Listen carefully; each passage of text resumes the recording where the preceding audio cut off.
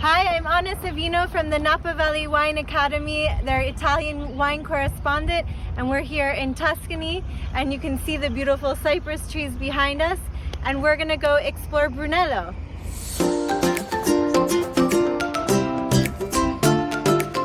Okay, so we are in the town of Montalcino, which is the home to Brunello.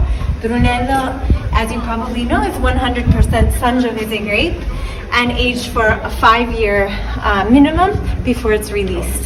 2 of those years have to be in oak. Brunello comes from the name brown because it's a special type of clone that you find here in this area with the special soils that adapted in the right way. They even used to think that Brunello was a completely different grape until they did the DNA testing and found out that it was actually Sangiovese. But so it's continued to be called Brunello di Montalcino because it's a special type of Sangiovese coming from here.